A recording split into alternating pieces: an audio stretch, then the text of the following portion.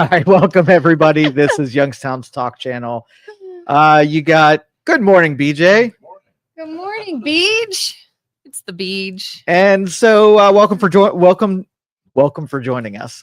Yeah, you need to go back to bed. Welcome and thank you for joining us. Are you having a stroke? Joe, Kelin, we got your morning show here today. So if you want to give us a call, 330-595-1600. You can also comment during the program today.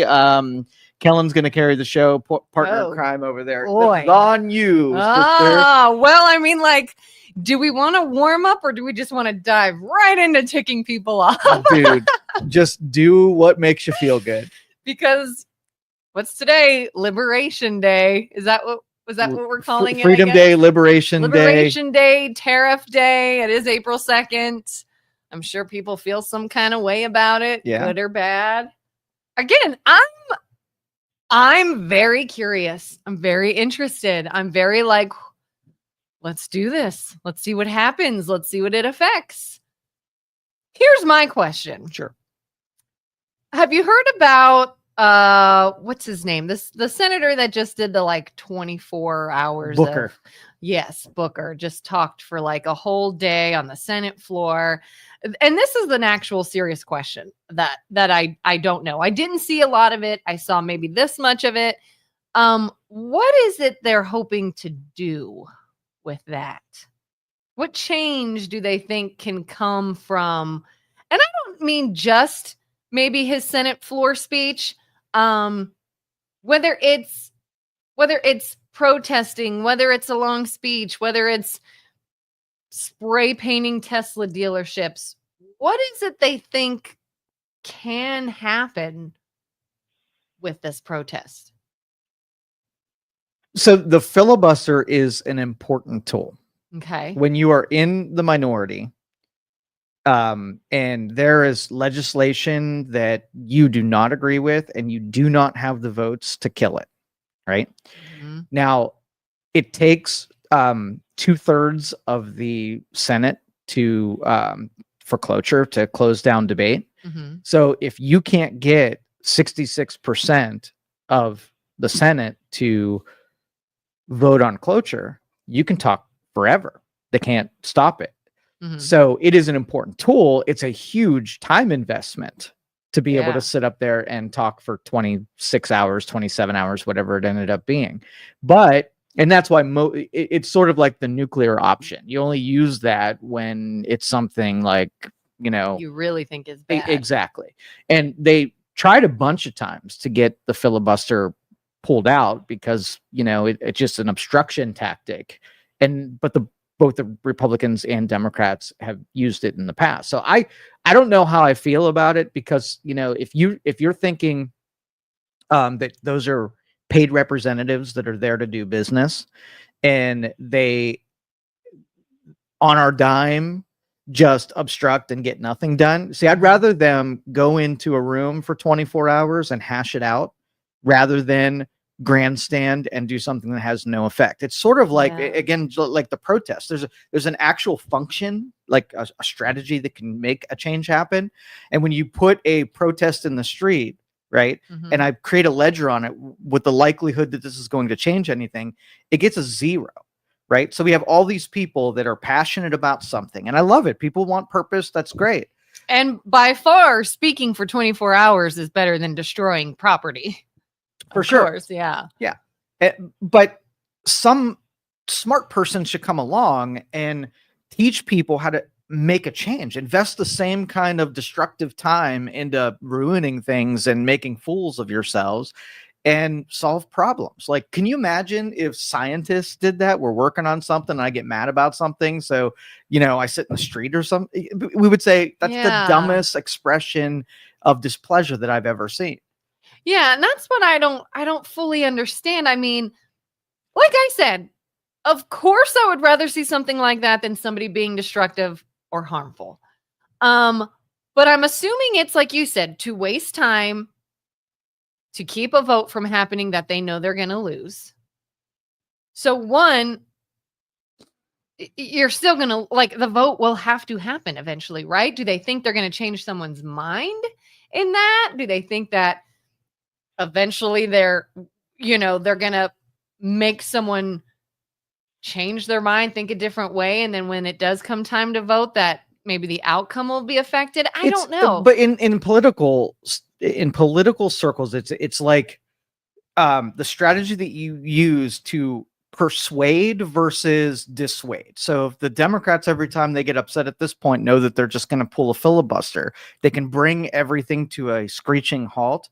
And then once that's known, like, then the Republicans change the way that they do things, right? Mhm. And nothing gets done. So like I think they dismissed. They worked like 6 hours yesterday, and then they canceled all votes for the remaining part of the week. So like nothing is going to get done. These people were okay. So they're in a position where they need to be solving problems and codifying things based on the executive orders. And they work one day and then they go home. Would that be like do you feel like you're getting good value for the representatives when they're not doing shit? I was gonna say, so because he did that, they now all have the rest of the week off? Yeah, they just took the rest of the week off. So the other senators you thought you were gonna persuade are like, all right, I'll go home. Thanks. That's exactly right. Like they're just gonna not do anything, and we're gonna pay for it. And then so voters should look at that and say, we don't want our representatives behaving that way, wasting our money, getting nothing done, not knowing how to compromise. They're just gonna play this silly game, right? And again, not accomplish anything. And here is another thing it started making me think about is this idea of like self-fulfilling prophecies. We saw, especially in 2020, how dumb we as American citizens can be. Look what we did with toilet paper. We were told toilet paper is going to be scarce, and we made it very scarce. Couple months after that, I can't remember what the event was, but everybody was saying we're going to be low on gas. Did that happen here? I know it happened down south. For a little while, yeah. Okay. It was like a day or two. People were freaking out about gas. And I'm like, don't do it. Don't do it. And I look, and just every gas station, there's a line out where people are trying to get their gas. I had somebody say, you better go fill up because you're not going to have. I said, I will not. I will not go to the gas station today. This is like, you all are going to ruin this. You're making us run out of gas because you're panicking. So when I hear things like Booker had the representative from Las Vegas speak for a little bit, that's really the only part I saw. And she was talking about how these tariffs are going to affect their tourism. And when people have to sort of tighten their budgets at home, they don't have money to visit and to spend on vacations, on visiting places like Las Vegas. And part of me can't help but wonder, are we going to make that now happen because you told us that it's going to happen? Because you said, this is going to cause you to do this. We all go, oh, crap. That's a good point. No vacations this year, when maybe it wouldn't have. Yep. You're exactly right. And they know this. The media, I mean, if you read headlines, you know what the media is like hoping for. They want the crisis. They want the chaos. Yeah. So they'll direct headlines to scare people into changing their behaviors and make the thing that wouldn't have happen because they suggested it. So 100%. Yeah. Then they could say, oh, look what Trump did. He hurt tourism. He hurt this local economy because of these, whatever he did. It could be tariffs. It could be anything he does. When really I'm like, but would it have? If you didn't pre-tell people that this is going to happen and you're all going to have to do this, would it have happened? Would they have done it? Carter, hello, Carter, says, was Booker allowed a bathroom break? Probably. I would assume so. Yeah. You can't go over 24 hours. Yeah, they weren't going to hold a cloture vote while he was not at the podium. Unless he was wearing Depends and just relieved himself as he went on. Did he get to eat? I don't know. I mean, obviously he had other speakers, so he had a break at some point. I don't know if he was there the whole time when other people were speaking. You and I, we talk for a living, and we've gone some pretty marathon shows. We've done probably 5 hours is the longest I've gone with commercial breaks, but that is impressive. Yeah. To keep going for over 24 hours. I couldn't do it. I just know I could. Oh my gosh. Yeah. I mean, like I said, I'd rather see that than the ridiculous bombing things and vandalizing and all that, which again, I don't get what they're getting at either. Like, what, I keep trying to play devil's advocate. What does destroying a Tesla dealership or vandalizing, I guess I should say, other cars do for Well, your cause? we've been flirting with domestic terrorism for a while, ever since the BLM Mhm. riots. Like, the way you express your displeasure with how things are is you go break other people's stuff, and we were tolerant of it, so we invited it in. So we emboldened. If, let's just say, if you destroyed property, you just went to jail, and we very publicly made it so that it wasn't effective and huge repercussions, then you would have a lot less of it. But Mhm. so long that we're insulating, gangs and foreign nationals at universities causing problems, like, as long as we're emboldening that, what do you expect to happen? We're gonna get more of it, because then people are like, you know what, I can go in the street, I can bring traffic to a screeching halt.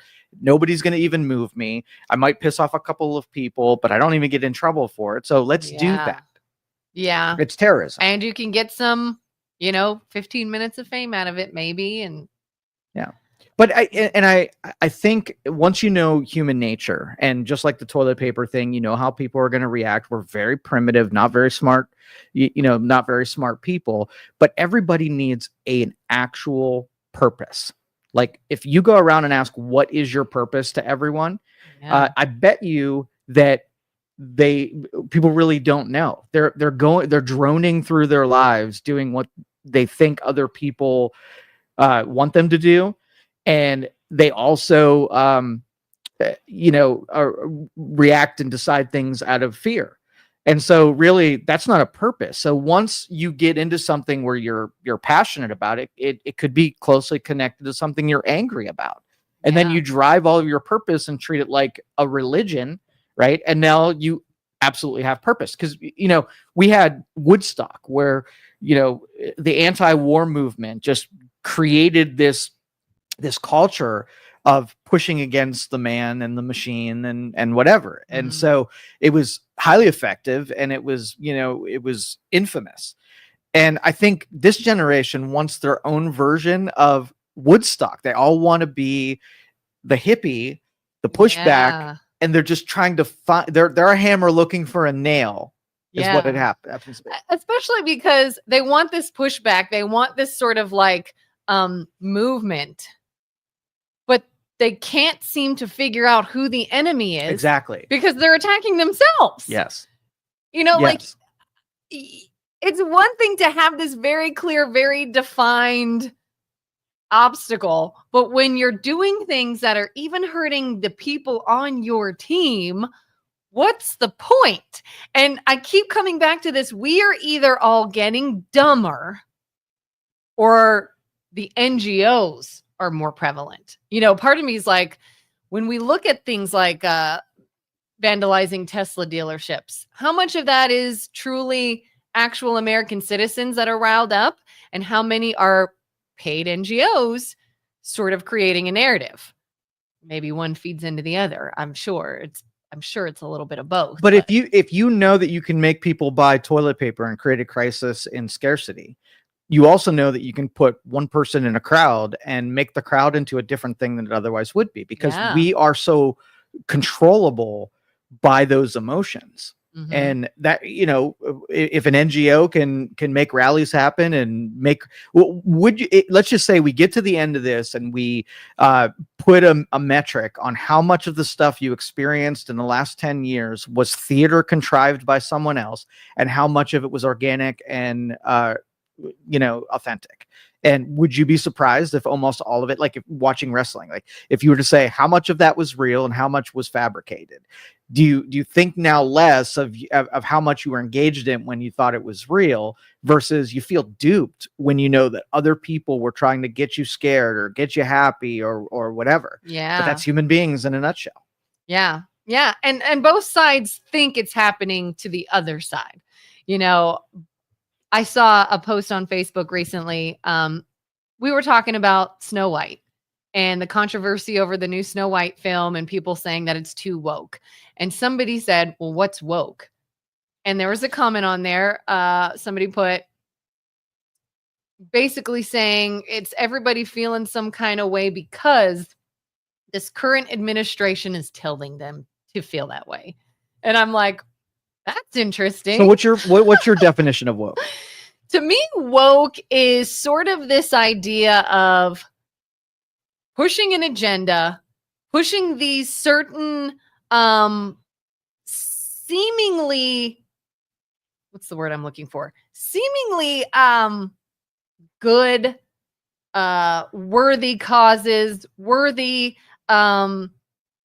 ideals that are meant that somehow are rooted in like helping people and being a good person and doing the right thing. And it's pushing that idea as almost like almost in like a fraudulent way to me. Like we want to tell you how to feel and how to think and what to do in the name of these good causes, but they're not good causes, you know? And if you question it, you're the bad person. If you look at it a different way, you're the bad person. And it's almost taking what they're saying they're doing and twisting it and now making it seem like if you're against wokeness, you're against people's rights and you're against validating people's feelings of what happened about the past and all kinds of stuff. And it just seems like a new age way to push an agenda.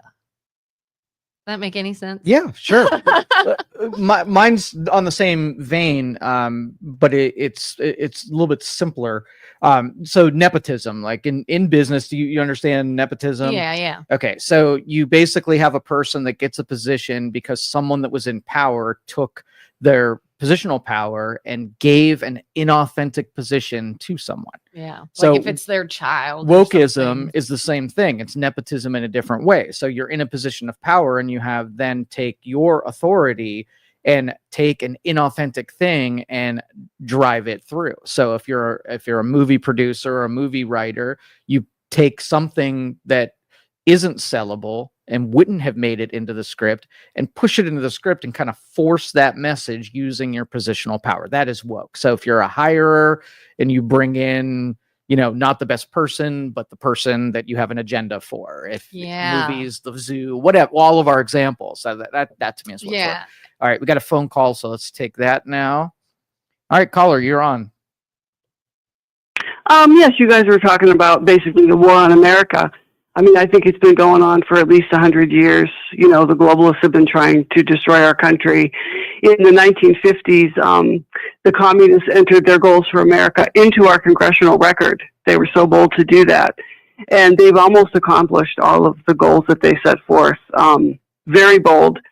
And, since then, I think with Barack Obama is when it really took off because he just came out and flat out said, I'm going to transform America. And then that's when you really saw the rise of Antifa and groups like that, all these subversive groups, BLM, which is a Marxist group. And so and then with the George Floyd riot, it took it to another level. It was like a color revolution in the streets of America. And that kind of spread. And then you started to see people attacking cities, going in and stealing things like 20, 30 people at a time out of a store, whether it be on Michigan Avenue in Chicago or anywhere else. So it's really asymmetrical warfare that they're using. It's just every means possible to attack our nation. And now that Trump is in and he's trying to take down these power systems, it's just reaching a crescendo, I think you're seeing. It's just another tool in the toolbox, what they're doing now. So I don't know. That's just my take on it. They're just trying to destroy freedom, to destroy a Christian nation. I think that's their goal. All right. Thank you so much. Appreciate it. If Trump and Elon Musk are pushing on those barriers of reducing power from those people, right? Mm-hmm. It almost has its own little immune system. They weren't just going to quietly walk away from it and give up their power and money and influence and let them be neutered that way. Right. So you almost were expecting that they have to almost concoct it because the theys are right now. Yeah. I was just going to say, who's they? They can't. And again, the theys would be revealed if they personally responded. They have to make the machine that they still control respond. And so like you had the elements that were under the they's control. You had regulations that you can target people with. You had NGOs that you could finance whatever you would do. You had universities that were under your control. You had media and movies, television, and entertainment under your control. You had all of these different mechanisms. And if you see that those are eroding, you're like, okay, what do I got? All I have is the judges, these district judges now. And so like using the law to be able to do the same thing you used to be able to do with the indoctrinations and, you know, the funding. If the money dries up, you got to use the stuff that's at your disposal. So the more they like, I think it will take every bit of a decade. If Trump and Musk do what they're doing right now, it'll take them 10 years to get rid of all of those power controls from the theys out there. And I know the theys say, you've got a year to do it. You're not getting anywhere close, and we're going to crush you along the way. Yeah. And really, if they only get, even if they did 4 years, which I only think they're going to get 2 at most, now looking like more like 6 months, there's no way they're going to take a big enough dent at this with one administration with the willingness to see this thing through. I just don't, I think it's a 0%. What about if they, so everybody keeps talking about this idea of Trump being allowed to run again, which if that's not the case, obviously, then, you know, what if the next election it's JD Vance or it's some other Republican and the next one it's another one? Do you think they could sort of get more accomplished if they just kind of stay? You would have to pick. Okay, so from a strategy standpoint, whoever is going to then be, you know, carry that agenda forward is going to have to be Trump-like. Okay. Yeah. They're going to be assaulted and assailed every chance they get. So do you know of another human being that could take it like he's taking it? Does. That's a politician that has electability. Maybe Vance is. Say Vance is similar. Maybe, I feel like. But that's what they would have to do. Is they would have to carry. It's sort of like the Elon Musk paradox. Like he's tackling space travel that's going to require 20 years. He's got X, where it's now open to every opinion and not just a liberal opinion, right? Yeah. What happens when he can no longer do it? He's got to have a successor already in mind that's going to carry those same ideals forward that are also impervious to the barbs that both of those guys are taking. And I don't know that those people exist. And those are really my two fears: is can you stand in it long enough for it to really be effective? And I don't think you can. And do you have a person that can continue this to make sure the day that you're out of office that they just don't undo these, year worth of investment that we've done? Because it's all for naught if that happens. Yeah, which is unfortunate. Julie says, I don't approve of vandalism, but would you have participated in the Tea Party of 1773? I probably would have. Yeah? Yeah. But there takes some conviction. What the people who were revolting against England were willing to do was give their life for an ideal and principle, right? Mm-hmm. And so tea was the first, but defending what you believed in was second. And if there were something, for instance, let's just put the Tesla thing. So you have to snake that analogy through, okay, if you burn the Teslas, what are you doing? Like, what's the next step? Or what ideal are you defending? Yeah. Is this a toddler reaction where you're disgusted and you want to break things?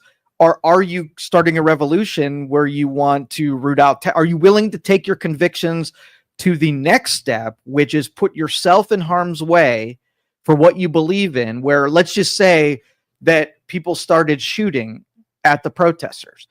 Are you going to grab your guns and are you going to take it the full way? Either it's a full revolt and you know what you're fighting for, or it's just a toddler reaction and you want to break stuff. And I'm sorry, to me, this feels very much like a toddler reaction. I don't get what they're getting at. I saw a funny meme online recently. It showed a Tesla that had a sign posted that said, please don't vandalize my car. I bought this in 2020. Like, I support this other cause. And they're like, if you need a sign on your vehicle to save yourself from your own party, you're probably a part of the wrong party, Yeah. and it's Well, like, and that good word, point. that word, tyranny is something that I throw around a lot, and I think it's lost a lot of its meaning. There were a couple really good quotes that I think it was Ben Franklin who said, "Why would I trade one tyrant 3,000 miles away and get 3,000 tyrants 1 mile away?" Mhm. All right, so when the tea went into the harbor, there was a tyrant who was oppressing the people of the colonies. The protesters are the tyrants. Yeah. Right? It's not, they're not revolting against tyrannical government. See, it's a thing like fascism and everything you say that you're against is the objective of what they're doing, shrinking government, its influence, and how oppressive it is on people. Mhm. Right? You're not anti-fascist. You want more control, and so it doesn't make zero sense. The analogy doesn't hit between those two things. Yeah.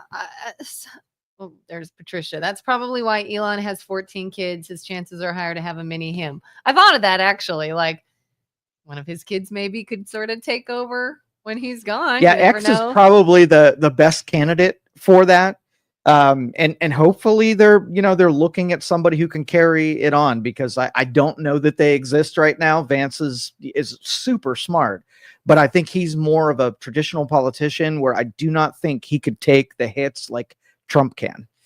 Can you see anyone in the Democratic Party that can?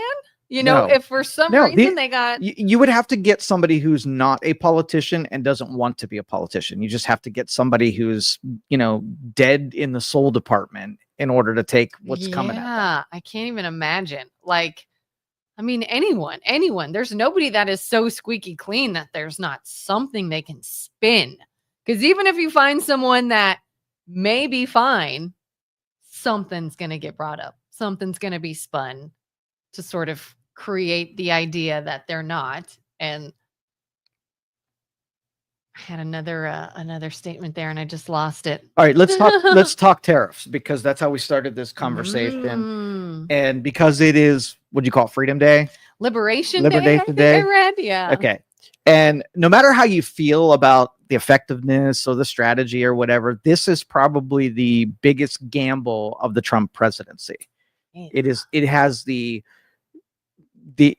high upside, but it has a really bad downside, like really bad. And he is gambling with all of the other things to get this thing done. So in the beginning, so if those don't know, there's a tariff that takes effect today, basically charging that anyone who charges us a tariff on U.S. goods going into the country, that we're matching that for their goods coming into our country. Reciprocal tariff. So on its face, that sounds very fair, right? Mm-hmm. But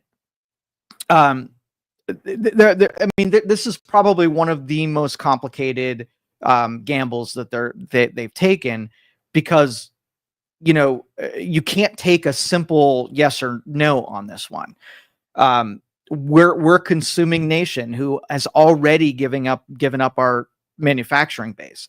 So to think that you're going to put tariffs on and you're not going to create scarcity on certain products that we are just not geared to produce anymore, all you're doing, I mean, again, first level is the threat should be enough to get compromises going. And if that was the strategy, then you'll see us backing off of these tariffs super quick, because obviously the bluff didn't pull people in. Canada's playing hard with us.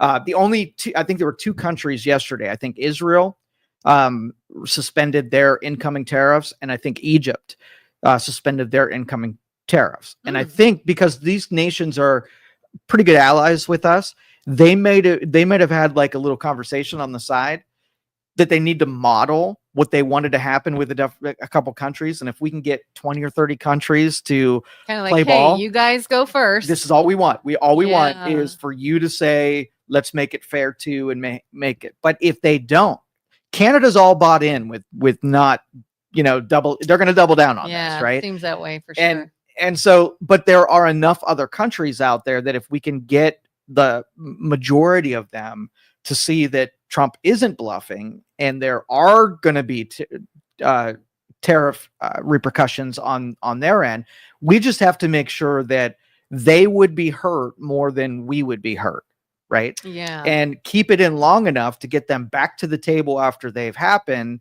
and then negotiate something that is more fair. So I don't think that they're going to, if they're going to be on there at all, they're not going to be on there long, because that's the only smart strategy, is just using as a leverage tool to improve what's being done to us on the tariffs. Yeah, because I mean, I don't claim to be an expert in government and economics, but what else can you do? I mean, if we truly are being taken advantage of by multiple countries, and it is very unfair, do we just put up with it? Do we just say, well, I don't want the prices of these things to go up ever, so we'll just keep taking it? Or do you say, hey, we're going to have to give a little here because we're getting screwed and this needs to end? Like, what else do you do? Anyone that's like, these tariffs are a bad idea and costs are going to go up, by all means, like, do they have people like Booker and people that want to speak out against it? Do they have an alternative or an idea to make it so we're not constantly being taken advantage of? Again, it would take 40 years to unweave, or you know, why are those tariffs the way they are? Yeah. Right?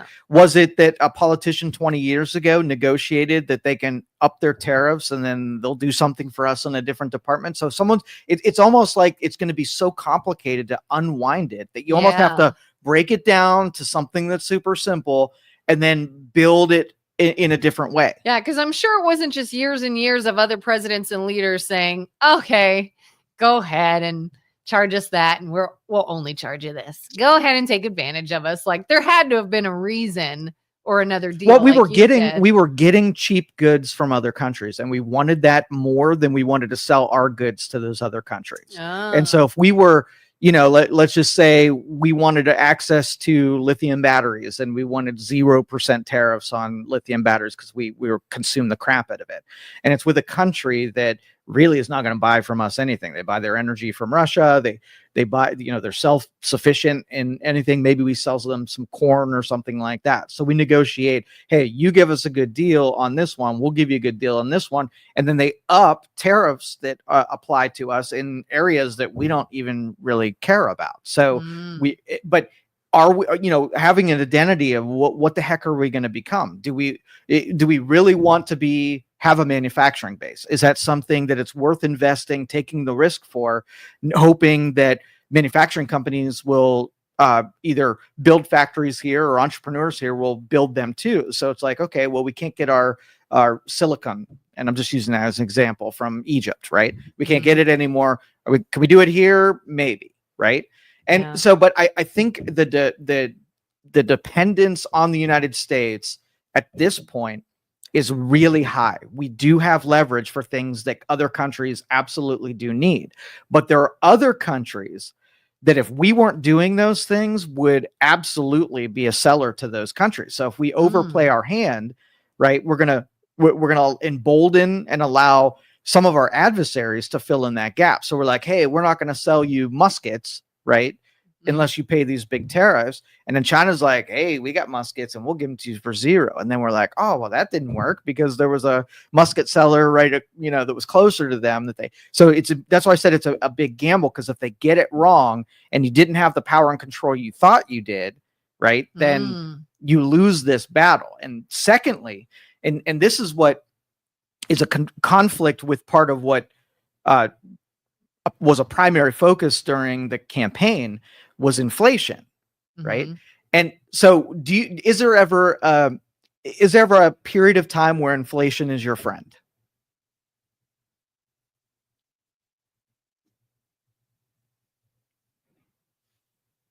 I don't know. Yes. Well, the one big one right now, inflation is your friend when you have massive amounts of debt. Okay. Yeah. Because basically what you're doing is, let's just say you were making $1 an hour. and you created debt and you were like, oh, I made $100 worth of debt. That's a ton of hours that I have to just pay my debt. But then you create inflation, right? So now you're making $10 an hour, and all of the products went up by the same amount. So it used to be a loaf of bread was $1. Now that same bread is $10. So inflation happened where now you're making more money. But look back at your debt, and your debt's 100. You're making 10. So you shrunk your liabilities by 10 times, right? So your debt shrinks, and you can't inflate forever, but that's what our adversaries do. They have one of their financial and economic strategies is to inflate their currencies so they can outmaneuver and outpace the debt that they hold. And you can stranglehold your adversaries by inflating your currency. We're pegged, right? The US dollar is the primary dollar for economic exchange worldwide. And there are countries that really do not like the fact that everything is sold within the US dollar. And they would love to have the US dollar not be the pegged currency to all things in their economy.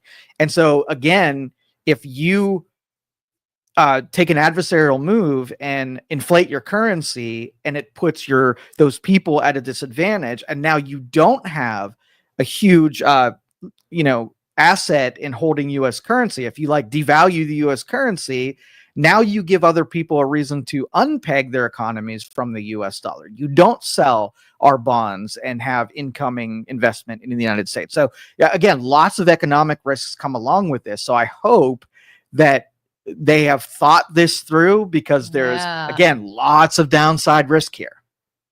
Yeah. Jerry says the biggest import from Canada is mineral fuels and oil at 130 billion, and second is vehicles at 30 billion. I just hope smart people are on this. I really know. I saw Carolyn Leavitt, whatever, Trump's press secretary, was speaking yesterday, and somebody says, well, what happens if this doesn't work? And she's like, it will work. It is going to work. And I'm just like, oh God. They're confident at least, but is there a version and some multiverse there that they would come out and say, yeah, we got a 50-50 shot on this? Because listen, investment and entrepreneurs and the entire every company on the stock market is looking for consistency. They're looking for silver lining here. When you have uncertainty in these markets, do you think it's going to help them if the stock market crumbles over the next 3 months? So they have to give language that people will believe, and just little fluff, it's going to work. Because so much of this, I think, is reliant on what the people will do. You tell us this isn't going to work and we're all screwed, I bet you it fails. If more people are like, this is going to be great and we're all going to thrive, the higher the chance, I think, that it thrives. I think the American people do a lot. But that placebo, you have the adversarial media and you have the Democrat Party that they are gunning for something to go wrong. Yeah. So if you got all these people waiting to see how this is going to be, and you got the administration saying that it's going to be all right, the people in the markets, they'll hear your words, but they want to see in the economy, how's inflation, how's recruitment and adding to payrolls. They're looking for actual measurable things to say whether or not it's time to start investing in the US economy. And if you're silent, like there's nothing happening out of you, nothing seems to be changing, it's in the works still, and you have people gunning, all it's going to take is one downside, one flub, one mistake, and those people who are waiting to see something got nothing from you, but they see a flub from the pointed out from the other side. It's going to come unglued, right? And they're not going to have enough time to see it through, and then it's going to be a masterful L. It's such a shame. It is such a shame. It doesn't matter almost who is in office, whether it's a Republican or Democrat. Everything can be ruined and destroyed, whether it was a good idea or not, off of so many other factors. Yep. And it's like, what do you even do? What do you do? If it's like, hey, this could be a great idea, but there is a team of our own people gunning for it to make it not work. They're incentivized to make it not work. So all right, then we see that it doesn't work, and it could have. Well, that happens in politics all the time. And all politicians usually do is have someone lined up to blame when it goes south. And then the voters like, oh, okay. When I was 20 years old, listening to talk radio, it's the same shit that you hear today about problems that they're solved. There are some that have been engineered to be untouchable. Right. And so because it would take so long to fix, there's nobody willing to invest themselves into it long enough to actually fix the problem. So it's one of those things that there's such a high probability that this fails spectacularly that I am super interested in seeing if they pull it off. How the hell did you do it? How was it done? And I feel like this also feeds into why we can never find a politician that is not at all corrupt. It's like you have to be. You have to play hardball because everybody else is. Like, what are you going to do? I'm just going to go in and affect positive change in a good way that makes sense. And everybody's going to gang tackle. They're going to destroy me. So you basically condition the next person not to stand out of line because they're going to get killed. Yeah. It sort of reminds me of that grievance against the union grievance against the person who works 8 hours and works all 8 hours. Right. And then the other guys are like, hey, you're making us look bad. You got to work less. It's almost like that, where if you step out of line and you get the positive fire, we cannot have that because you're going to embarrass everybody who was not working hard yesterday. Yes. Oh my God.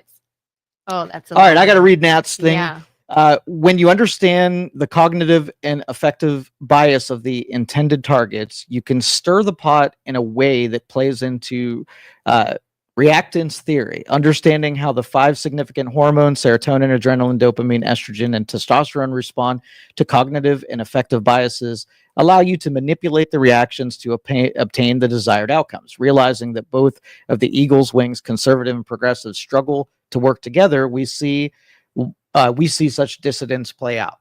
And if you master that, if you know, so if 1% of the people have an understanding biologically how you can control, right?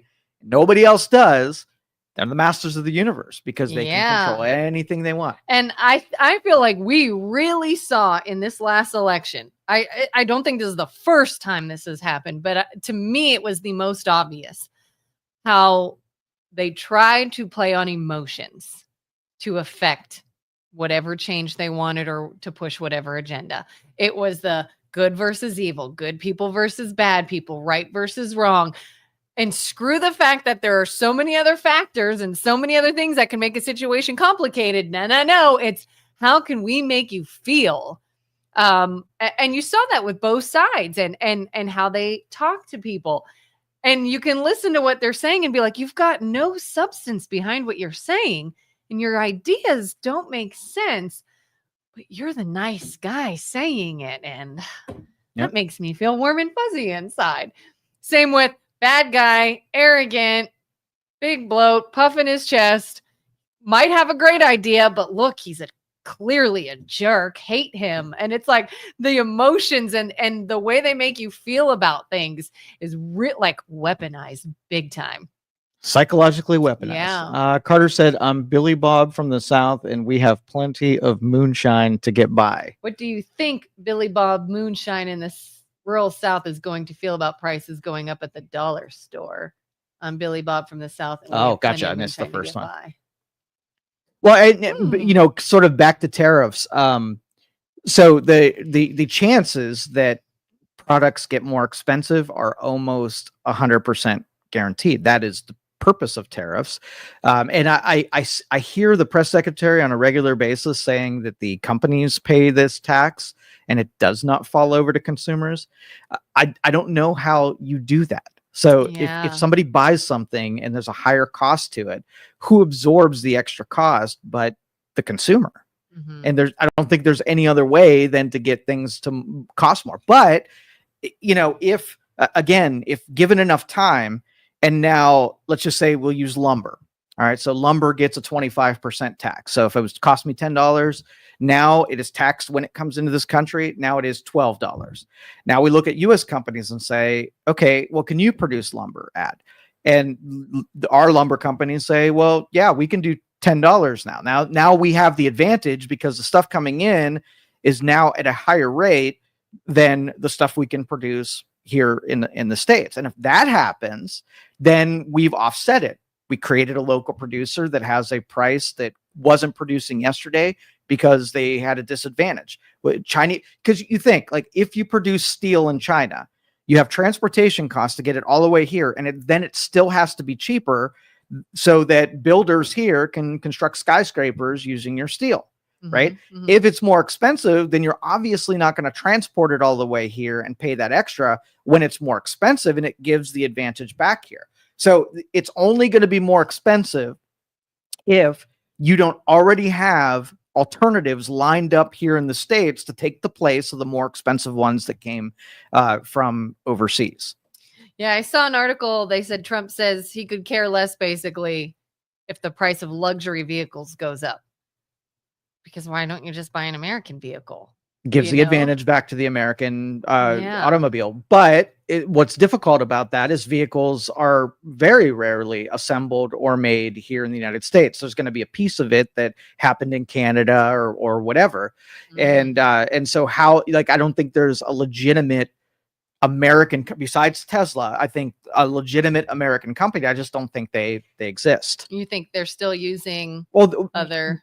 Well, they would have to. Like if the landscape was we shop the global economy and buy the cheapest parts that we can have produced, then nobody is sourcing and manufacturing those parts in the United States. So you might have a score of 10% American made and maybe assembled here, but most of the stuff that's in there came from another place. And the tariffs are going to affect even the American cars because they're not going to be able to retool. Like we had all of our supply, even here in Lordstown, we have all our suppliers go bankrupt because they just couldn't compete with the labor and the parts that they were getting from other countries.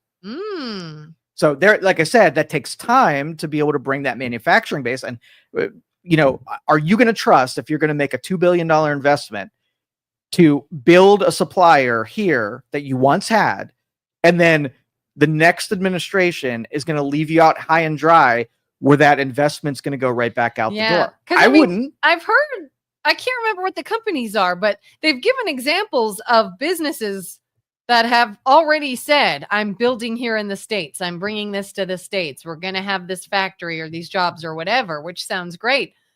But yeah, to that point, it's going to take time to get that up and running. Probably longer than we have. So then what do we do if someone else comes in and is like, nope, I didn't like anything? And how do you give someone a guarantee that you're not going to pull the rug out from underneath you in 4 years from now after you invested all this time and money? Because it's one Democrat president can undo what's being done because nothing has been codified through the legislature. Mm-hmm. And might be another legislature that can change it, once again. So like the business community needs to have confidence that what we're doing now, everybody kind of agrees with. And if I'm looking at the news, we do not have universal agreement with going through with this. They're going to need to assemble some measurable wins on this in order to get another 10 or 5 or 10 years out of it. Yeah. Well, one, assemble some wins, and two, communicate that to the public effectively. Because do you think the media in a believable way, in a non-fluff believable way? I've measured it. Here's what it is. Here's how it works. So for instance, Honda was in the targets. This was maybe, 15, 20 years ago, where there were tariffs with automotive manufacturers. And part of the agreement is that we'll exclude Honda from these tariffs if they bring assembly plants here. Right. So there's a way to escape it for certain companies that if they did a certain thing. So Honda moved a ton of the manufacturing here to the United States because now you gave them an incentive to do so. So that's what I'm saying. Like if they're smart, then there's these little mini negotiations. It's not like, just depriving the marketplace of these forced or foreign goods. It's negotiating so that if we do take them in, that we're not just at this big disadvantage. So. Yeah, absolutely. All right. Carter says, please tell me why Democrats are crying about what may happen, but we're silent about the rising prices on everything under the Biden administration. Politics. They don't.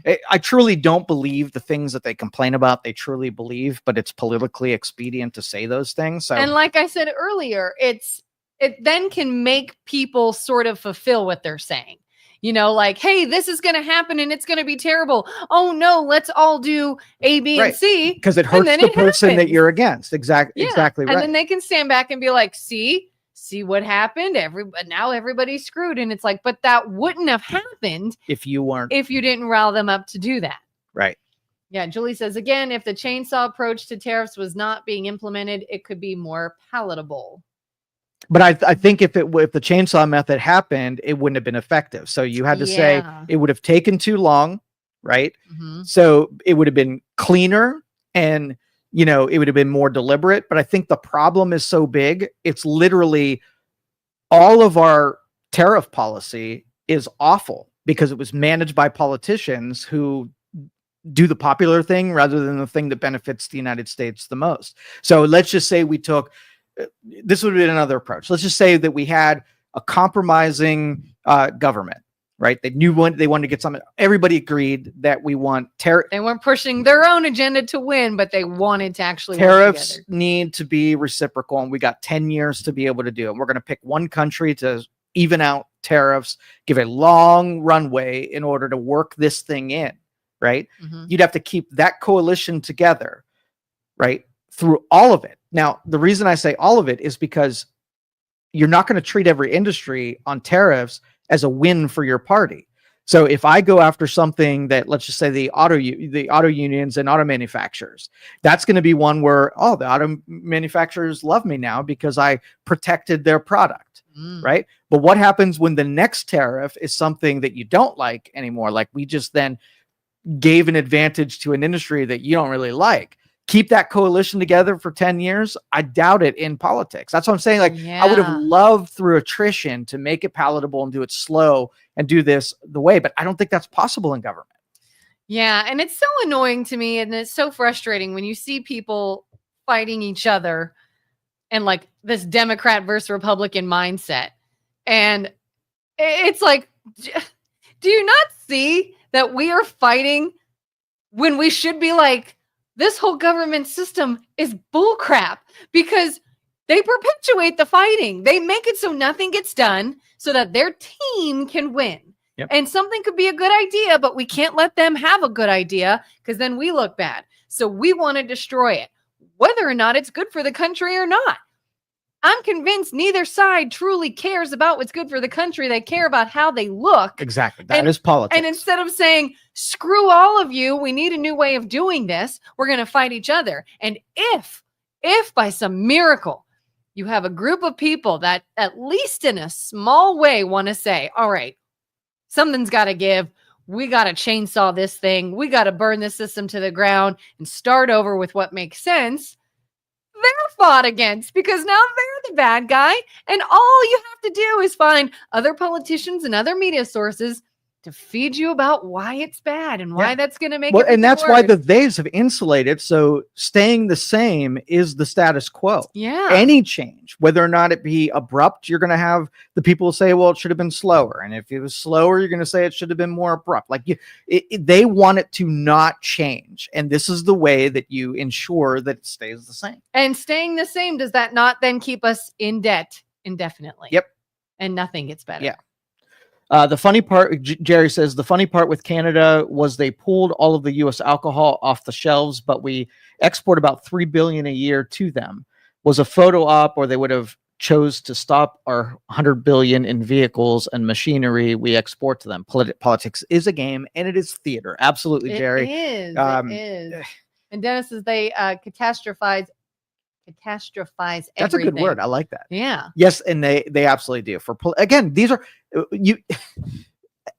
we give problems to solve to politicians who play a game of popularity. Yeah. Like that is politicians that want to basically be celebrities, that want to feel like they are this figure for what is right and what is good and what is effective. And it doesn't matter if they actually do anything that is right or good or effective. It's just, we win. We win. We keep the power. We stay in power, and we could kill anything that actually makes sense because it came from somebody else. There is never going to be like, when do we start? And I know it's like damn near impossible. When do we have the third party come in? And we don't win? ever. Yeah. We don't. We can't. It's so broken. What do we do? And that's why I say I'm actually kind of excited about this tariffs idea.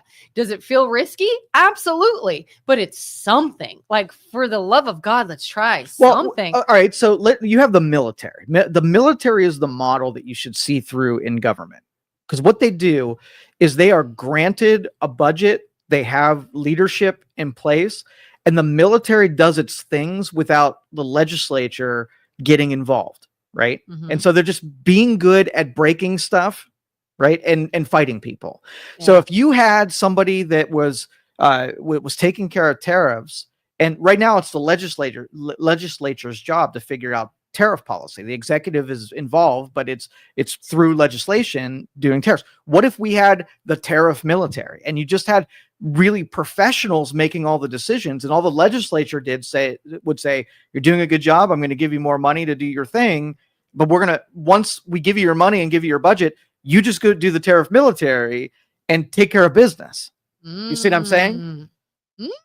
So, and that's why, as a libertarian, making things smaller and neutering the government and taking their controls away is the way that you do it. So that is effectively taking a power away from the legislature and, not dismantling it, but at least decoupling it so that you don't have, when things get unpopular. Like what would happen if we were like, hey, go into Afghanistan and do it, right? But then somebody gets, they get a little crazy, and then they're like, oh wait, stop, don't do it anymore, it's getting unpopular. And the military's like, no, we got the go order, we're taking care of business. Yeah. When it takes a long time, the legislature gets involved and they screw it up because they use politics to change their opinion now on what happened. Once you give me the go, you're out of it, right? Yeah. Until it's done, it's mine, and I'll hand it back to you after I've done the job. And that's what the military stance should be. In Afghanistan, using that as the example, they did that. They had a policy, right? Mhm. They slow moved it. It lasted too long. They forgot what they were supposed to be. Now, if the military was actually doing military stuff, they would have just done it until the job was done, and they would have came home. The political version of that, people die, it costs too much, and we get embarrassed at the end. Big business. We can't just go do something, get it done, and be done. I mean, that's in everything. That's in Department of Education. That's in everything. That's in some of the USAID organizations. We have a problem. Let's make something to solve it. We solved it. It's over. No. But that was good business trying to solve it. And we could do this and make money trying to solve it. Like, we solved it. It's done. Can't have that.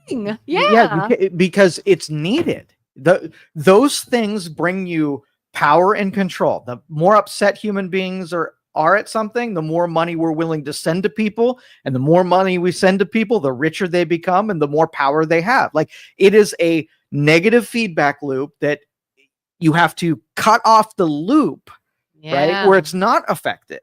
And the only way you do that is to make it smaller and give it less money and starve it out. And during the starve out process, if you're like, there's a cat that comes to my house and I feed it every day, right? And now it's dependent on me. How do I stop it? Well, I stop feeding it. Well, what about the torture when the cat figures out that you're not going to do that anymore? What about what about the learning during the learning curve? It's going to be very confused, and there's going to be some damage here because it has not yet learned that it's either got to pick a new dependent, die, or figure out how to hunt. And if we're in the lurch where we don't know which of those three are being applied here, you're just gonna have suffering that happens. And if the whole time your neighbor's like, look at the cat, didn't eat 3 days in a row, you're a bad person, and whatever, you put that pressure on there, now nothing is going to change. You're like, oh, looks like I have to feed this cat forever because it's just never going to go away. Yeah. And then it's like, oh, you were a good person while you were feeding the cat, but now You're a can't big fat jerk. anymore. Now you're a big fat jerk, and I'm going to go and destroy your whole house. But that's how they have when you. I just liked you for that being like that is where we are stuck, because you have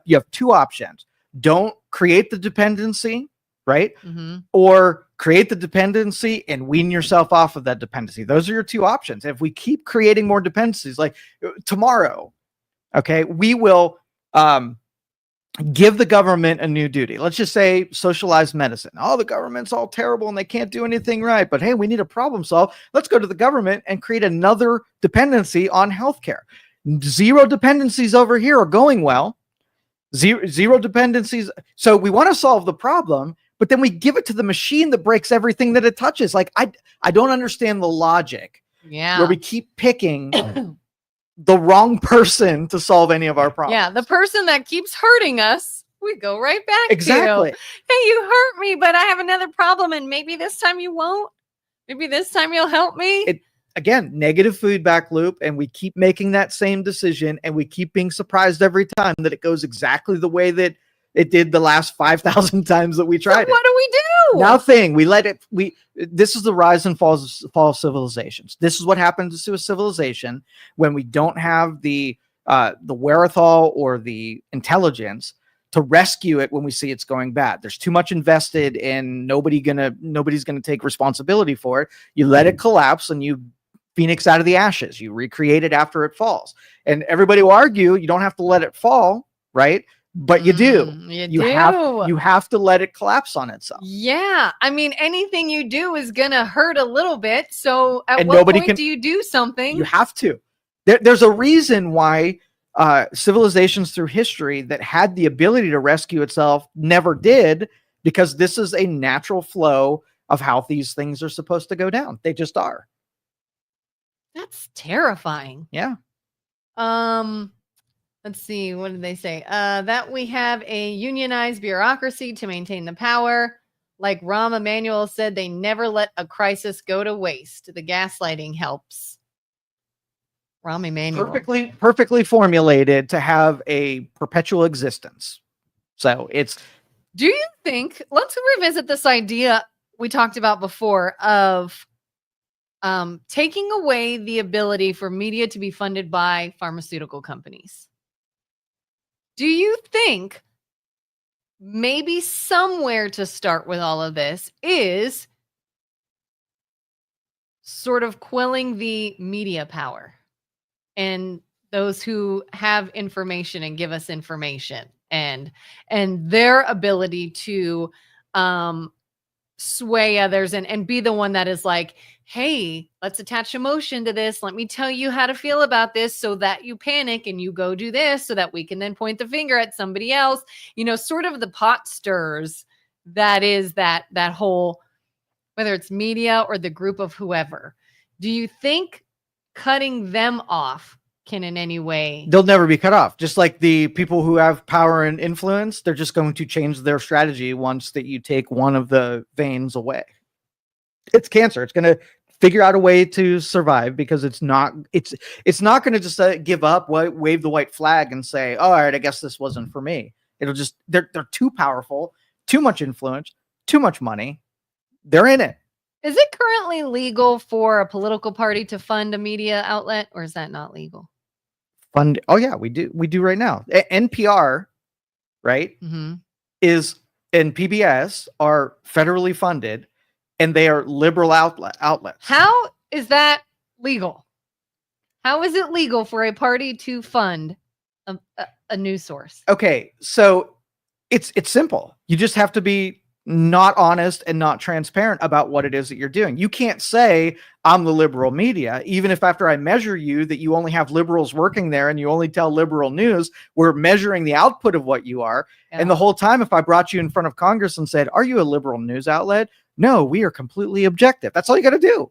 You just can't outwardly say I am this thing, and you can be and react and do those things. Or you can show what you would be taking away if you did cut it. You know, if PBS, not that they are, but if PBS were funded by a party, a political party, and you take that away, look at all the educational programming you just took away. Exactly right. So again, these people are very smart. The strategies that they hit, they're taking advantage of the gray areas to be able to do the thing, not make it anybody's fault. And, then we have to create complicated mitigation strategies to keep that out, but you don't keep it out. It just changes. Do you think they're not going to just try to indoctrinate through a different avenue that they do have control? So you go around and you know what you end up creating at the end of this? The tyranny, right? To control the tyranny. So like you don't get to win this no matter what. The end of the civilization is that you're going to create tyranny for the best reasons. It's really it. So we're screwed is what you're saying. We are screwed. Again, I'm a cynic when it comes to this, because if it's the Paul Harvey, if I wanted to create a tyranny, this is exactly what I would do. We are doing and fighting for all the things. And when I say, hey, you're just going to create a tyranny, nobody listens to that. You're just a crackpot, right? And so everybody's just going to continue doing the thing that creates the thing. And then afterwards, I get to say, I told you so, but that doesn't change the fact, like you tell your teenager that if they do a thing that this is going to happen, they're like, no, that'll never happen to me. I'm the exception, right? Yeah. And you're like, okay, well, do I let it happen? And then afterwards, they suffer the consequences. And they're like, hey, next time, listen to me.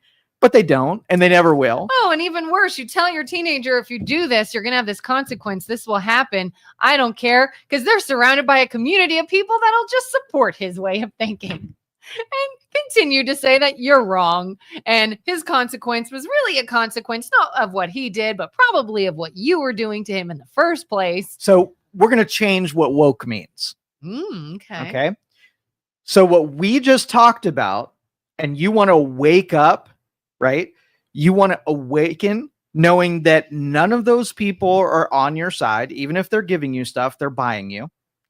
They're amassing control so that eventually they don't have to ask you, right? Yeah. You give them so much, and then do you get to clap back? Have they ever reduced the power and control that they have over you? So they're not your friends. They are going to eventually own all of you. And they are creeping into every crevice of your existence. So if you want to wake up and be woke, come to that conclusion and be as angry at them, even your side, as I am. And you could, if we get enough people that have bitter hatred like I do towards the government and know that they never have a noble intention and everything they do is to amass power and wealth, every decision, even one, they'll bait you. Like the drug dealers, like, this is really good. You're going to see the gate. They're not going to say things like, if you do this, your life's going to be destroyed and I'm going to own you. Right. So they're going to market to you to get more government and go to the religion and pray at the altar of government. But I give a 0% chance that enough people can be woke in that way to rescue civilization. Instead of woke, we'll call it awakening. Yes. The awakening. The awakening. They suck. Of the people. They're not your friends. They're not solving your problems. They want to own you. Okay. So let's stir it a little more and then we're going to get to these comments. You talked about the idea of you'd have to have somebody in there that is not a politician, that is not somebody that is sort of originally in that realm. Do you think Elon Musk is the closest we have to that? Wasn't a politician, doesn't really need the money, doesn't have to be doing anything. No. He has things on his agenda that he knows he can actually accomplish, and he's not going to get his life threatened every day of his life. Never in a million years when he bows out of this, he's never going to do this again. So you don't think you're like, you think maybe he was in the right headspace when he started, but it's going to go so badly that he's like, it's not even, it's already going badly because of how his businesses are suffering and how the public's reaction to his existence. He's taken a hit, right? But I mean, he wasn't originally one of those sort of corrupt game players. Do you think he came in at all with good intentions to help and will be driven out? And I think his strategy is that he's going to hit the first attack wave and then have his influence go through other people so he can, heal his public image. And because if he's going to Mars, he's going to need public support. He's going to need government cooperation. If he's the enemy of all things, his enemies could really take down his other ventures that, Yeah. are really important and part of his purpose. Yeah, I mean, he's got 14 kids he's got to raise and support. I feel that. Julie says NPR is only funded at 1% of the revenues by the government. They should be able to survive on their own. 100%. There's only a few that control the many regarding anything, i.e. OPEC. China will just drop their prices, i.e. still dumping era. Econ 101 isn't the intellect in Washington can't control what you can't obtain overall. Yep. International economics is a very, very complicated game. And that's what I'm saying. Like, I really hope that the people behind this have a really solid understanding of what they're doing, because they are playing with fire. Which is why it's so funny to me when you hear these keyboard warriors calling everyone else stupid on Facebook or on TikTok or whatever. Like, oh my God, you're stupid. Elon Musk is stupid. Everybody's stupid. Like, right, because it's so cut and dry, right? It's so easily understood and changed and affected that. Well, half the voters are single dimensional thinkers, and they cannot be multiple dimensional. So you start talking second and third dimensions of critical thinking, and you've lost them because they don't even know that's a thing. So you can't take a thing like you have an economy that is connected in 75 different ways, financially connected, socially connected, whatever. Like you keep going on depths, and if you disrupt it on one, it has an effect on the others. And if the thing that you do on one level of dimension is a net gain over the thing you lose on the second dimension, then you do the thing. If it's just a loss where you're doing a thing, but it hurts you worse than it helps you, you don't do the thing. And like, but you're never going to get politicians who can't buy into it because they're politically captured, the public to support it because they don't have the ability to process it. You just hope there's these other layers of people that are smart enough to say, I'm going to shelve the politics, I'm going to shelve the pushback, and I'm just going to work on the problem through a logical series of principles and do the right net gain thing. And knowing that it's the cooperative that has to happen between that cabinet is you don't only have to have an Elon Musk, you got to have a whole team, a swarm of Elon Musk that can keep the technical side of thing locked down while you're doing it. That's why low probability. Is that Doge? I hope to hell that is the hive mind that is Elon Musk. I hope he's able to impart on people who are not him enough of his principle in order to get this thing done. Hopefully. Julie says, if Elon didn't have so many financial ties to the government, I might believe he was altruistic.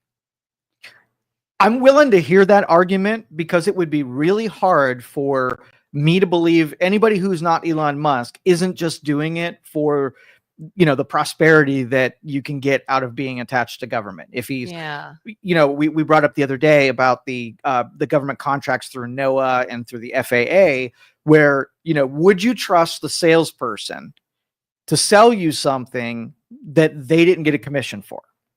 Right. So I got this car, and this car is exactly what you need.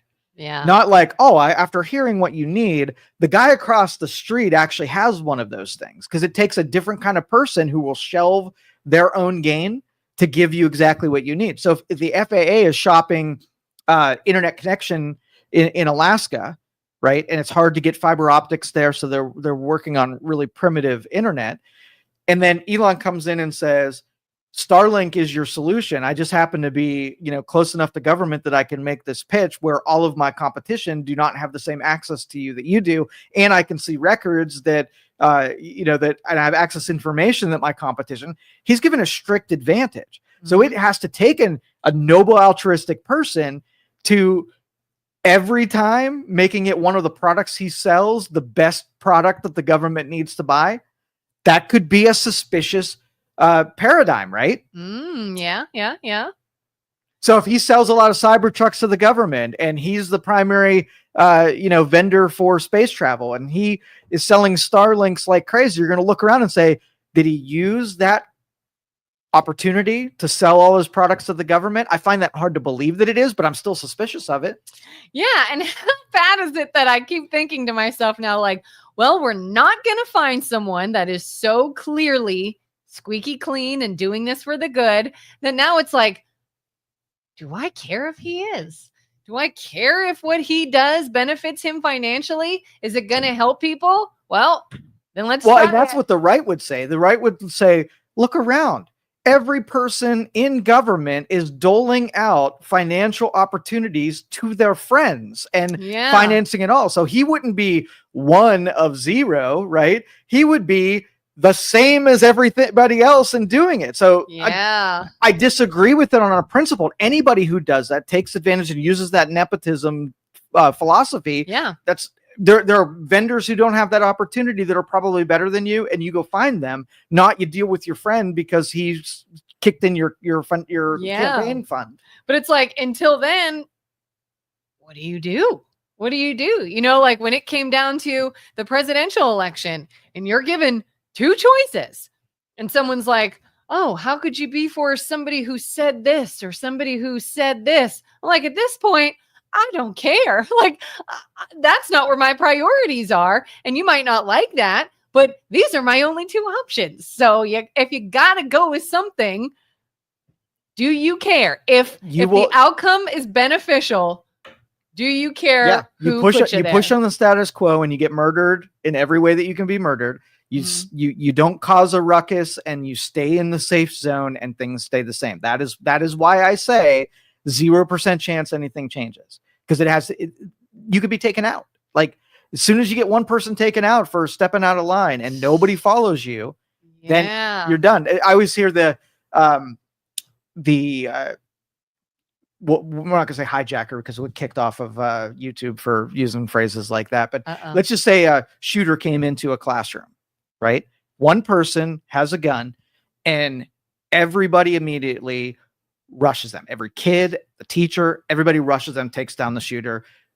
Somebody might get injured, somebody might die, but you have a high chance that shooter wouldn't have been able to do what they intended to do. Yeah. If everybody scatters, then the person just walks around and kills everybody. Yeah. And so the theory is, if you rushed and you're the only one that's rushing, you're screwed because you just made it 100% chance that you're just dead.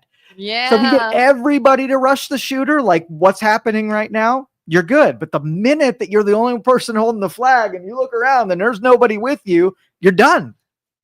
I agree.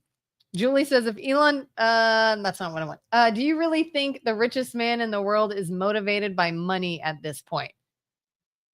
That's kind of what I mean when I say, does he really need all this flack? Does he need to be putting up with this stuff? Or do you think he started, at least in the beginning, with a noble cause? All right, let me push back on that. Okay. All right, so let's just say in when he was setting up everything down in Boca Chica, Texas. That's a fun name. Boca Chica. Boca Chica. Boca Chica. So he set up Starbase down there and launching rockets from the corner of Texas down by the Gulf. And the FAA was really bad to him, right? They made him do things that were just middle fingers. They delayed permits. They were really tough on Elon Musk. Right? Why? Because they didn't like him. He was an adversary of the administration that was in the White House at the time. So they penalized him by using a government agency to have consequences that made it rough to operate and do business. So he came in with a chip on his shoulder against the FAA. Now he gets close to government. How much of what he's doing is, number one, slipstreaming it so that now he has a super easy time. Now, I want regulations, but I want regulations that actually solve a problem. Yeah. Do I want regulations to be used as a weapon to, be an obstruction to someone who's doing something? No. But do I also want, Elon to be able to dump oil into the Gulf? No. There has to be some, like, if I'm an inspector, I'm going to do it timely, give a good product. I'm going to give you a permit. I'm going to make sure that you're not polluting or damaging or destroying. And then we're going to be done with it so you can get back to what you're doing, which is launching rockets. Just do what makes sense. Right. So if Elon made it a slipstream, I don't want that either. I don't want him to get in the good graces of government only so that his business operations have an easier time in the marketplace, right? That's the opposite. So Doge is a joke. Pay attention. External Revenue Service, Bitcoin to be held by government. If it's not In God We Trust greenbacks, it's the biggest Ponzi scheme ever against the U.S. They'll lose the password. They want to control the press and spread propaganda. It's already happening. I don't necessarily think the Doge is a joke. And I don't think respectfully disagree. Yeah, but using an external revenue source, if they can take the crosshairs off of American citizens and treat the external world as harshly as they treat it, it almost feels like that when you're trying to collect revenues from other countries, they're a lot less critical and a lot more giving and forgiving with other countries than your own damn citizens. What if the Internal Revenue Service was nice to the people who were paying the bills, and they didn't try to destroy your life and use the gun and the threats and whatever to take what you had? What if they treated them like other countries, right? Yeah. Like let's make the rules so that they're one-sided and help the taxpayer. Like, that would be nice for a change. So if the External Revenue Service is just a troll, I'm happy with it and I'm there for it. The Bitcoin being held by governments. See, this is an important one because the rest of the world's economies are participating in cryptocurrencies. So if our financial or a Federal Reserve and our government isn't at least competent and doesn't have some holdings in something like that, or know anything about it, or incorporate it into our economy, I'm not saying that we need to be the Bitcoin economy. I'm saying I don't want to feel like I'm talking to my grandma about Bitcoin when it comes to a politician. I want them to be know what place it plays in the world economy. Because if our adversaries are using it, we've got to be using it too, in the same way that if our adversaries have nuclear weapons, we have them too. Yeah, absolutely. Billionaires don't think like that, Kelin. At a certain point, it is all about power. If his personality was the accumulation of power, and I saw some evidence in his other business dealings, I would go along with that. But he's the same guy who let other companies use his patents, right? Yeah. It's like if I lock this down and sell you licensing versus let other people produce it to get more people in the marketplace, that's opposite of someone who wants to. That patent that you own could have crippled all other auto manufacturers. Right. And so the symptoms or the evidence that he's like that, it just isn't there. If you can think of something where he did hold ransom other people and make them beholden to him, I can see that. And please point it out. Absolutely. I don't think are they talking about that other person up there? Yeah. I don't think they would think must have supposed to be Doge, I'm guessing, is a joke had she saw the interview with Musk and his team. Cognitive dissonance. This is what Nat was saying in above, is that you're already programmed that Doge is a joke. So you're just now searching for evidence, and the chances that they're going to supply you with information to think that it's a joke and think that it's corrupt or whatever, there's going to be stuff there. If you want to believe that, you're going to find it. Yeah. And that's something I've said this before. I really try to look at why people think certain ways.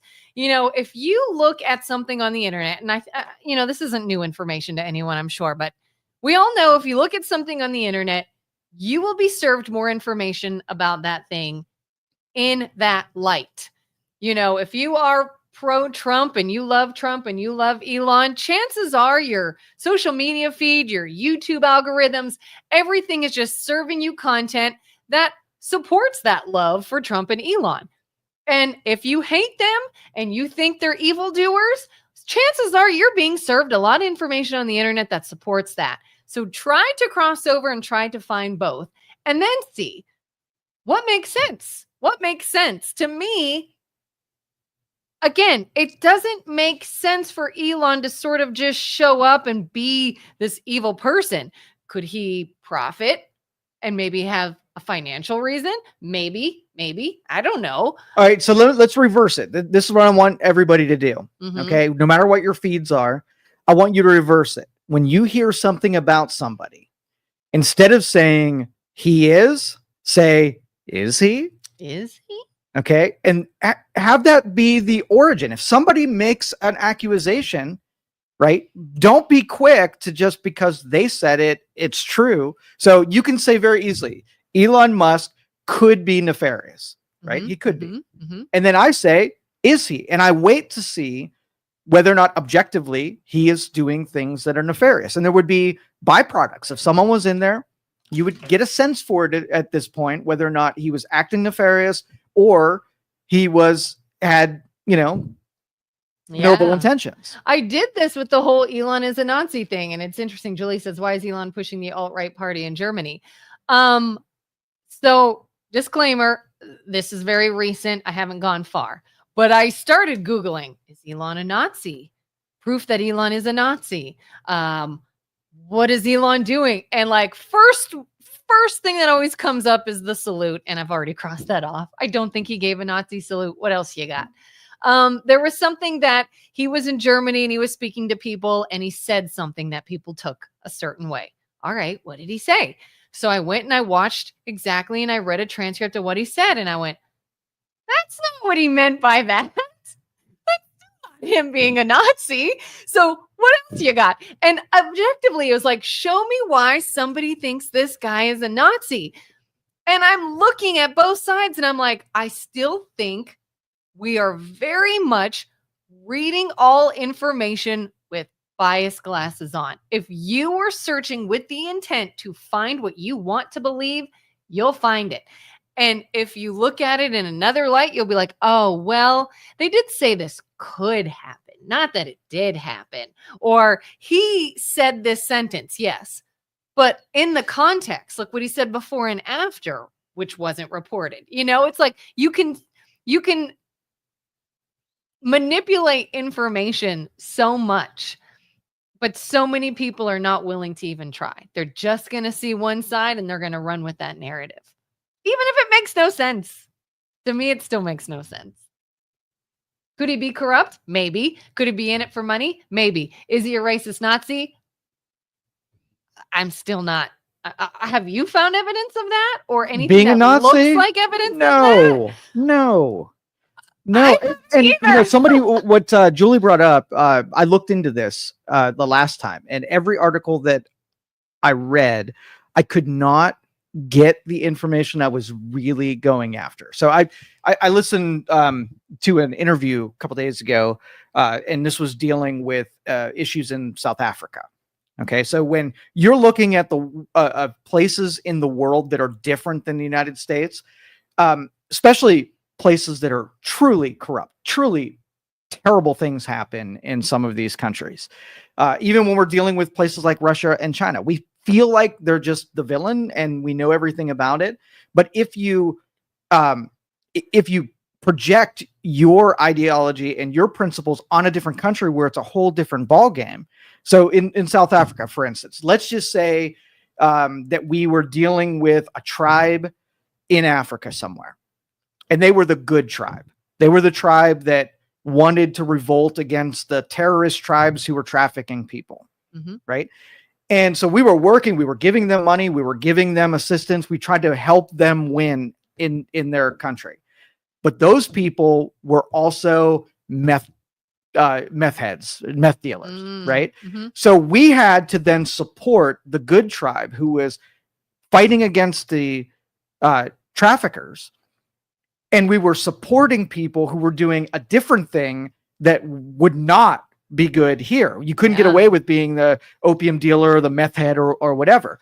So if I were taking critique at it, you would say, well, no. The most important thing is we are taking somebody who would not otherwise be our friend.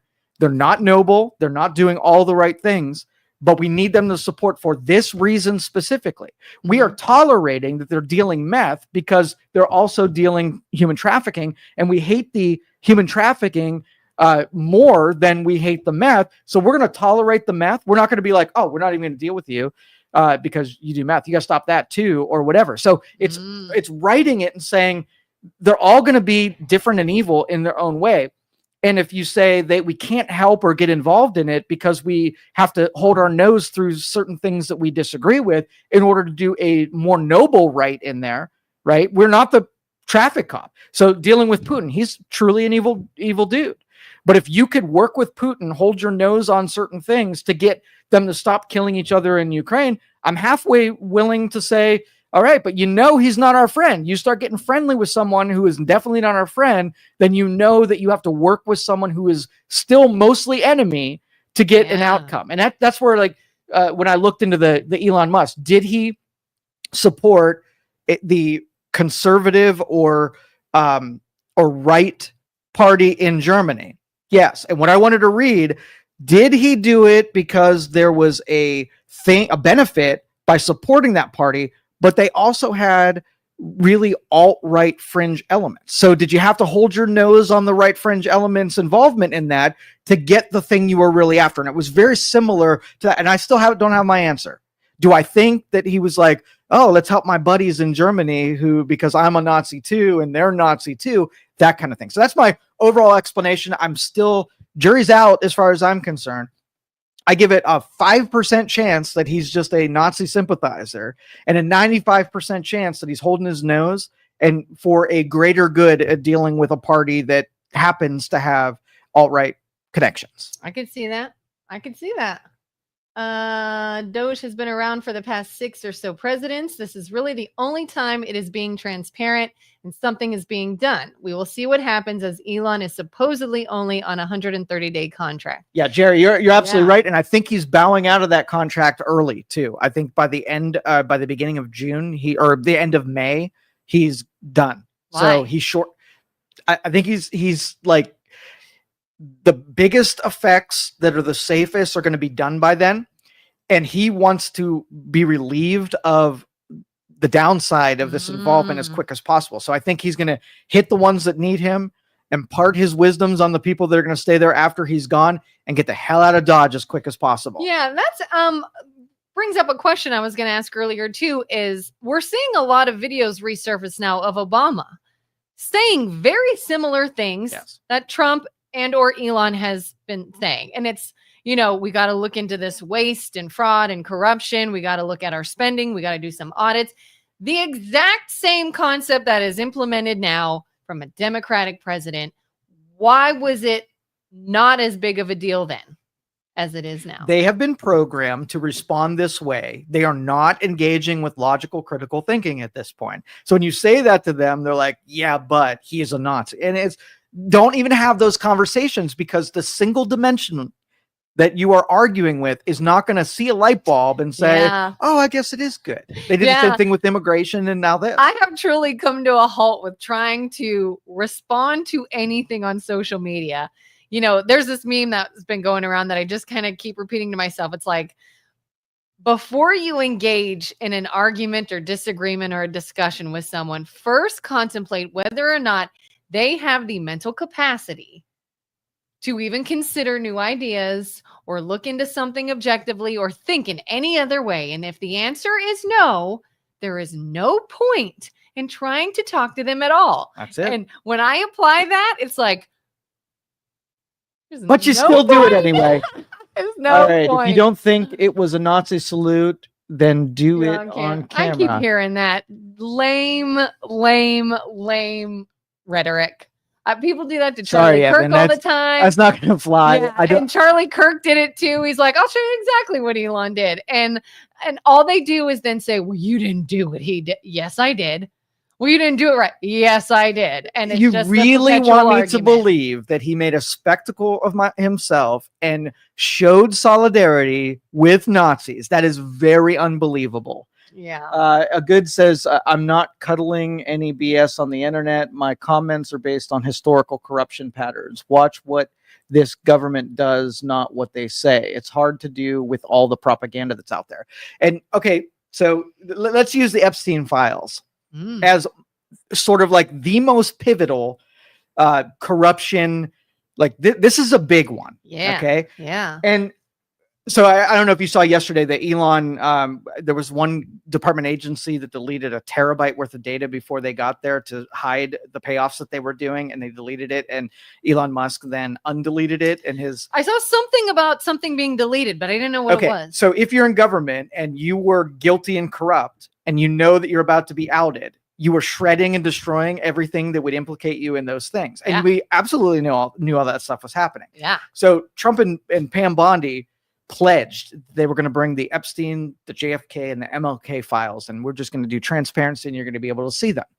So Pam Bondi gets in there, grabs the folder that is the Epstein files, and releases it, and it's complete BS. This was the this was the completely redacted and the tiny version of what was really happening. This is what they were like. It was the big, like, we already knew. The public needed something, so here's the something. Yeah. And then Pam was, and I don't know if the public was like, that was crap. If Pam would have been like, okay, done, or she said, let's dig more. But it has been more than a month since she said it was going to be released. So either she dug in, saw what it really was, and she's like, I can't release this. Or if she's like, dug in and say the depth of this thing is huge, this is going to take years to bring this all out to light, and there's huge damage, and we're not going to do that, right? So I have a feeling still that we will never see the real Epstein files, the real data that either has not been destroyed yet or is too sensitive and has too much fallout from being released.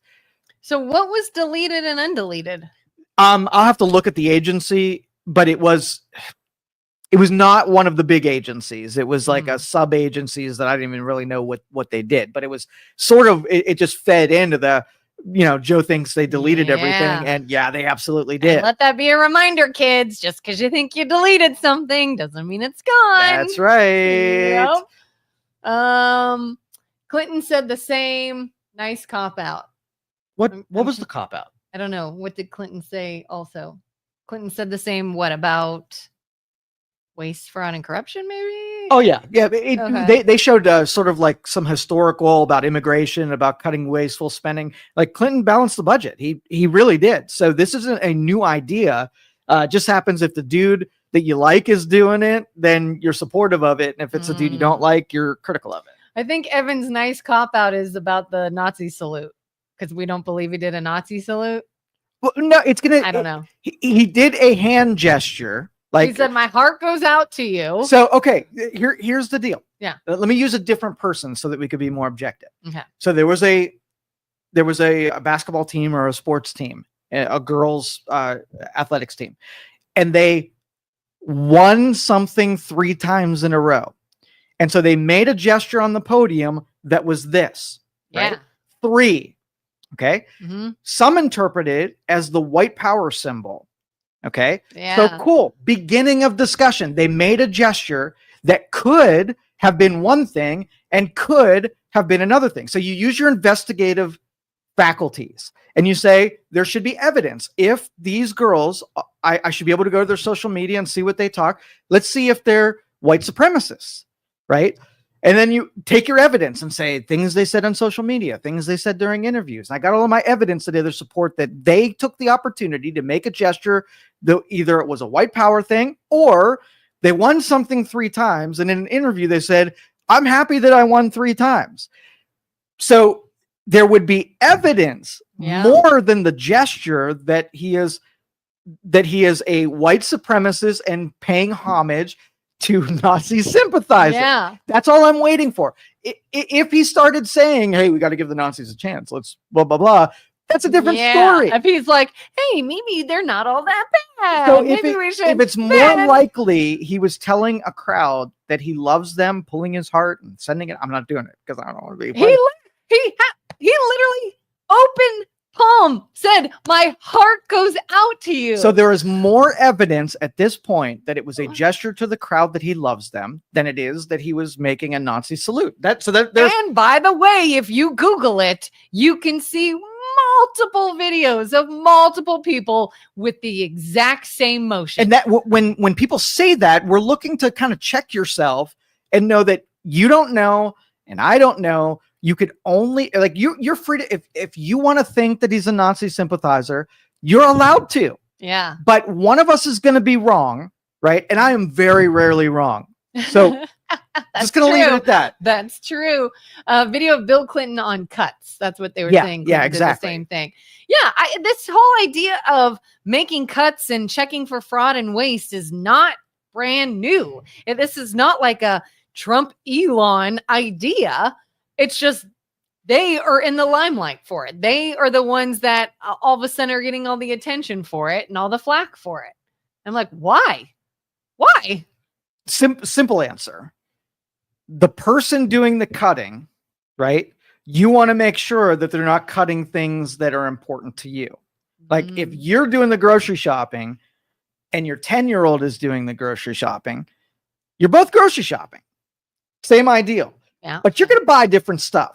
And you're going to buy stuff you like, and they're not going to get the advantage, and they're going to buy stuff they like, and you're not going to get the advantage. So you do care about who's doing the cutting because of what they end up cutting. Yeah.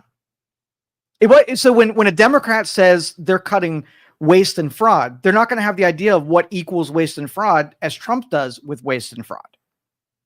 Get it? Yep. Okay.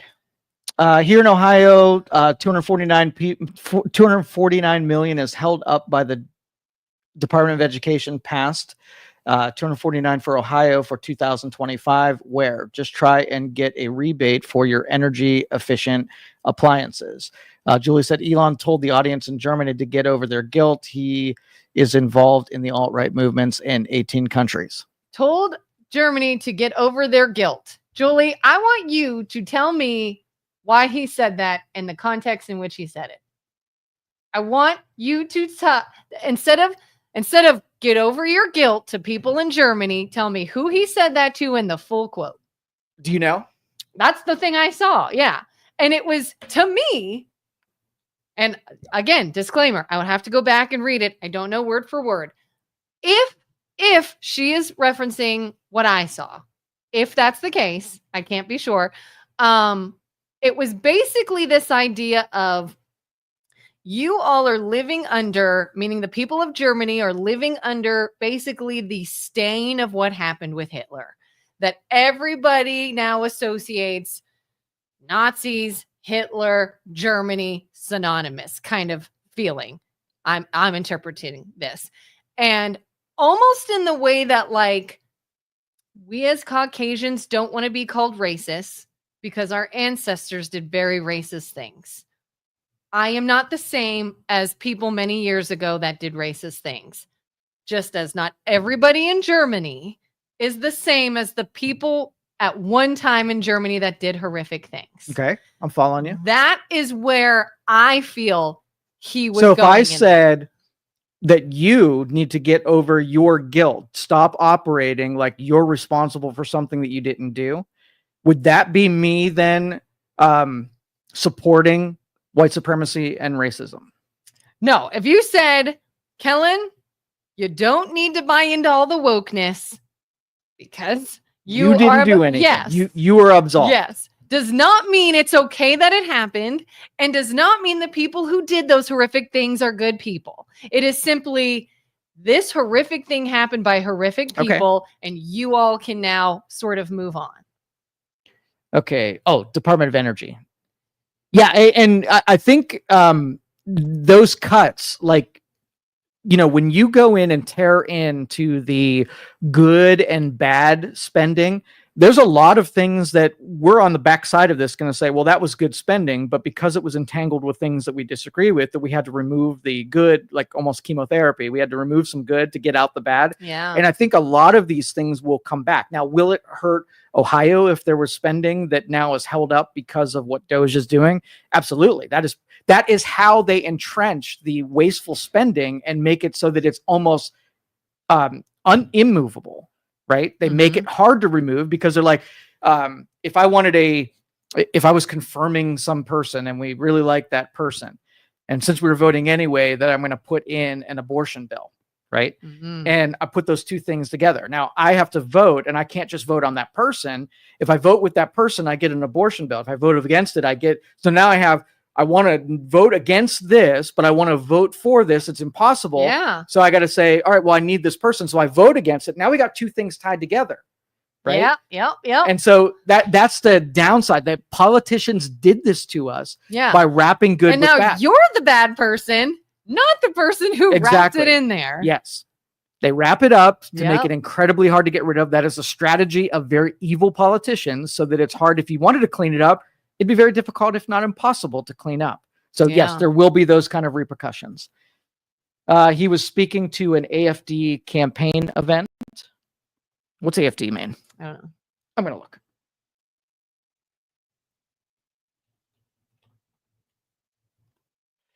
Okay, far right AFD dissolve.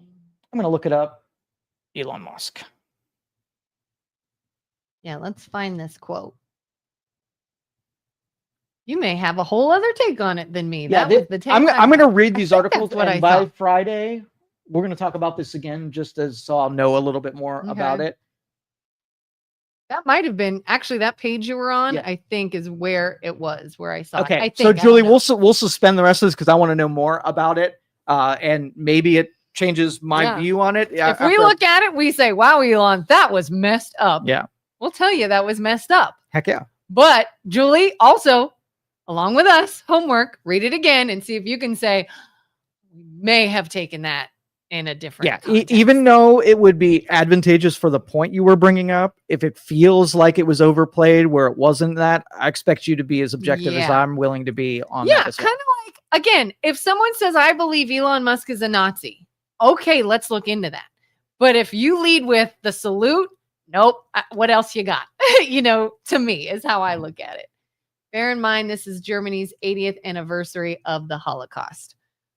So I want to know more. Let's suspend it. Julia will remember that you said this here. We're all going to do our homework. That's it. All right, we're going to wrap up for today. Thank you guys for joining and commenting on today's program. Tomorrow, MLO Bros will be back. Friday, the MLO Bros will be back for version 2. With a guest. We're going to be talking to a state senator. Yeah, state senator. Yeah. All right, well, have a great day, everyone. We'll see you next time. Bye. Thank you for listening to this show on Youngstown Studio. This is original Youngstown content. Feel free to share our videos and tell your friends about us. Don't forget to subscribe to our YouTube channel and follow us on Facebook.